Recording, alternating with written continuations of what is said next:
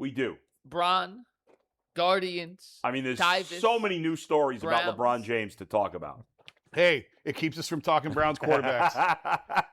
LeBron, take as long as you need, buddy. Yeah, take that's as long true. As, I just don't want to. Make it through the All-Star break at least, because next week is the worst week on the sports calendar. Yeah. There's just nothing. Yeah. I don't care. As much as I love baseball, I don't care about the home run derby. Yeah. I like the game, but I don't love it as I did with a kid. Right. As a kid. But the home run derby, I couldn't care less about. Yeah. Isn't it on Netflix now? I'm not sure. I do know, though, that another person who is trying to milk the LeBron decision is Max Kellerman and Rich Paul, because their podcast they did another one? Gone through the roof. This morning, they had Bob Myers, who now helps run the Philadelphia 76ers, on the show. Before you play that, Mike, I got a quick question for maybe Jason knows the answer, or maybe you know the answer. How did he end up with Max Kellerman of all people? I don't know the answer to that. It seems like an odd combo. They do a good job. Okay. It's probably available. I actually think Max Kellerman's fine. I like Max. People kill him because of was it the Tom Brady thing he said? He was on his podcast that he did in his first public appearance after his I can't talk about what happened at ESPN for 2 years ended. He went into all the ins and outs of debating with Stephen A. and how he's not inherently a hot take artist, because a hot take artist is someone who needs to have the contrarian opinion more often than not. And that was one of the few times where he thought he can make a go listen to the podcast. Doesn't matter. But all right, go ahead. They had Bob Myers, who helps run the 76ers, on the show. We're not going to play the clip because Bob Myers went on for like an hour and a half, and I don't want to pick and choose. But the underlying message that Bob Myers had can be summed up in this quote. Bob Myers with Max Kellerman and Rich Paul said, quote, "If LeBron was here, I'd say I honestly believe this is your best chance to win." That's how he would pitch LeBron to coming to Philadelphia. If that's what you want, winning, that is where you should come. Well, but that's not true. Well, that's what I want to ask you guys. It's a two-part question. One, just because he said that, do you think Philly would give him the best chance to win? And then two, the longer this goes, more and more people are getting involved. It feels like, and just going off the wins, I still think it's going to be Cleveland. More and more teams think they have a chance. If it's not Cleveland, what the heck is plan B? By the way, first of all, he looked bizarre in that Sixers jersey, didn't he? Yeah. Didn't that picture look really weird? I mean, I think, it looks so strange. I do think Philly gives him a better chance to win than the Cavs do. Well, by at least a little bit. Well, how are we structuring this? Because who gives the best chance to win? I don't know, San Antonio. Well, that's Oklahoma what I'm saying. City? Right. If that's he's why willing to take a minimum. That's why he's wrong about that. San Antonio, right. Oklahoma City, right. The Knicks would all give him a better chance to win. But if it's just between Philly and the Cavs, I would say Philly by a little bit, but not by much. Are we assuming Joel Embiid is going to be healthy the whole year? That's the other thing. Well, until he proves you it, can I never don't make know that that you assumption. can say that. You can never make that assumption. Right. So does Jaylen Brown and LeBron give LeBron a good enough chance to win a championship over coming to the Cavs currently constructed? I think I would give the Cavs a little bit of an advantage there, but yeah, I would still go with the Sixers even if Embiid was hurt, because they've got Tyrese Maxey. They've got, what's the kid from, I can't think of his name. Edgecombe from Baylor. Yeah, I just think Jaylen Brown and Dean Wade. Yeah, I mean that's the chip and that Dean puts Wade. it over. Dean Wade, the great Dean Wade. I would still lean towards Philly, but I get what you're saying. Yeah, you can't rely on Embiid, but I just think Philly. If you look at the teams right now, I think Philly's better than the Cavs. I just want to take a moment. Yeah, what a world we're living in, that the agent of the premier of one of the greatest players ever does a podcast and is now having on. Bob's role isn't really tied to the Sixers. He works for Blitzer. Yeah. So, I'm sorry, not Blitzer. He works for Harris, Josh Harris. Okay, yeah. And he sort of oversees all of the properties. So he has a hand in the Commanders. Yeah. And the Sixers. And he sort of builds the structure and builds the organization. Right. He hired Gansey, obviously, Mike Gansey to take over in Philly. But just the fact that these guys are openly campaigning. Yeah, right. It's hilarious. Yeah, it's funny. It's just a wild world. It's a wild era that we're in with podcasts and with barriers being broken down and all that stuff. Yeah.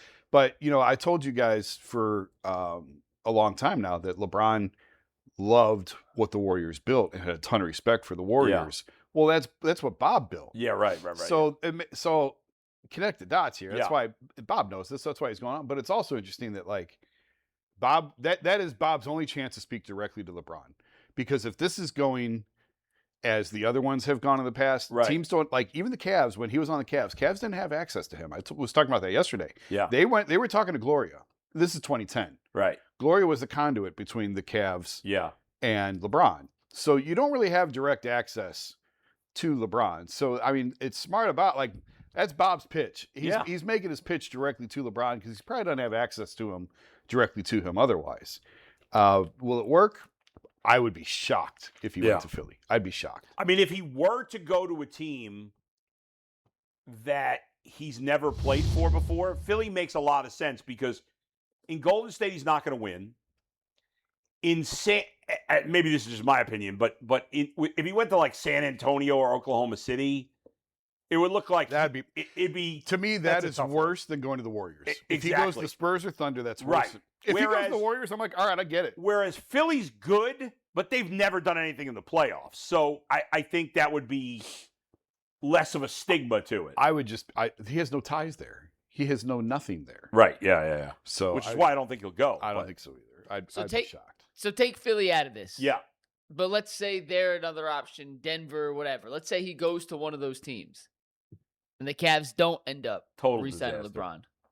What is Plan B? There have been a lot of chatter online. I've even had friends, shout out to my guy Steve, who texted me, and I love Steve, but I think he's completely wrong on this, saying they should tear it down to the studs if LeBron signs elsewhere because the Cavs... I mean, they just extended Donovan Mitchell. Granted, he did text me this before the extension yesterday, but still, the point that a lot of people are saying, or a lot of people are speculating, is this team is not good enough, is currently constructed to win a championship. If you don't get LeBron, start the rebuild earlier. I vehemently disagree with that, but my question is, what is Plan B? If it's not LeBron, what is it? Chris, you have any idea what Plan B is? At this point, I think they're just going to run it back. Maybe sign a couple guys like Kuminga or whoever else is out there to give you wing depth. But I think they put all their eggs in the LeBron basket. And if it doesn't come true, then you just make it work. And I also think that we're forgetting that this is a team that did make the Eastern Conference Finals. Are they perfect? No. But a second year with Harden, Mitchell, learning a little more, giving more time to figure out how to play together, this is still a really good team in the East. They might be able to figure it out, and who knows? Maybe you catch fire in the postseason, and you do make a run like the Knicks just did. I think, unfortunately, Chris is right. There's no other. What other option is there? There's no other big move you can make, at least none that's obvious that I could think of. Maybe you guys have an idea. In 2010, when they went through this, right? Yeah. And it was today. Yeah. It was 16 years ago today of the decision. Right. In the Cavs, they were exactly in this position we're talking about. That was Plan A. There was no Plan B. LeBron walks out the door. Now what? You remember who they signed? I guarantee you don't. I don't. Who their big free agent signing was after LeBron left? Anthony Parker? No. You're close. Jamario Moon? Joey Graham. They signed Joey Graham. How long was he here? A year or two. I don't even remember him. Yeah, I don't even remember him. Yeah, he was a nice guy. I remember he played like musical instruments. He was very talented and eclectic. Not a great basketball player. Joey Graham was their big free agent offseason signing in 2010. I think they made a run at Kyle Lowry. They signed him to an offer sheet, or I don't remember all the details now. Anthony Parker was involved somewhere along in there, but Joey Graham was and that's kind of the position there. I mean, we talked about Kuminga. They can make a move like that. Yeah. You know, that's probably which realistic. is fine and it makes helps them. You. I mean, right now, as much as I'm not a Dean Wade fan, they're a slightly worse team now. Because they have what, one wing now?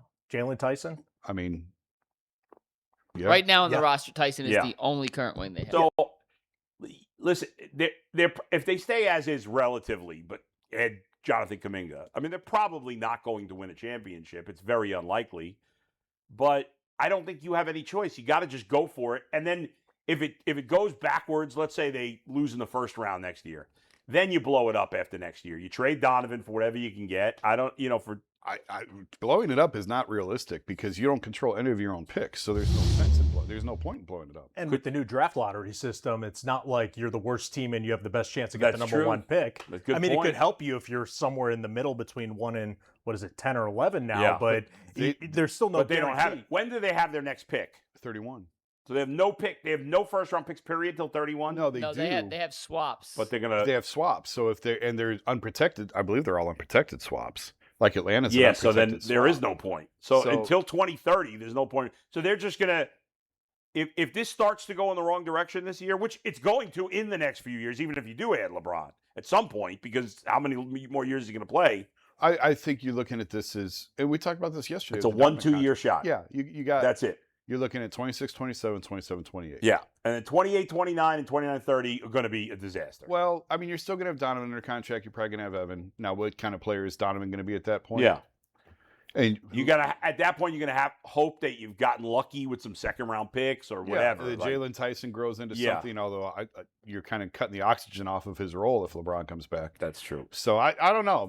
That's a problem for tomorrow. But there is no good plan B. I mean, the plan B is just... It's funny, like, I'm just like thinking about this in real time. When he left in 2010, Dan's whole thing was, Dan has always operated under, there is no plan B. Plan B takes away from plan A. That used to be his thought was, it's always plan A. Don't worry about plan B. If you're worried about plan B, you're not focused where you need to be. I get on that plan A. in theory. I get that. So that was 2010. Yeah. And then when LeBron left, Dan told people, I should have traded him.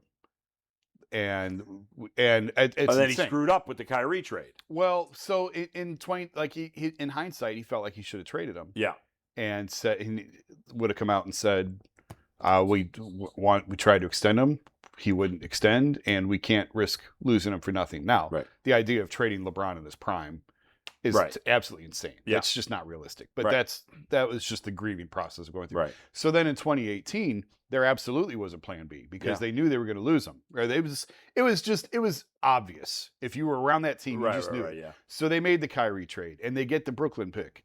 And that was plan B. Plan B was, we've got these young players and you're not going to stick it to us again like you did before. The cabinets aren't going to be bare. We've got Rodney Hood and we've got Jordan Clarkson and we've got none of it worked. We've got the Brooklyn pick and all this other stuff. So there absolutely was a plan B that time. Now, I don't know what you would call this. But, Jason, the plan B hurt the team because they shouldn't have traded Kyrie. I made that point for years. Yeah, they would have won another championship had they kept him. They would have won another title.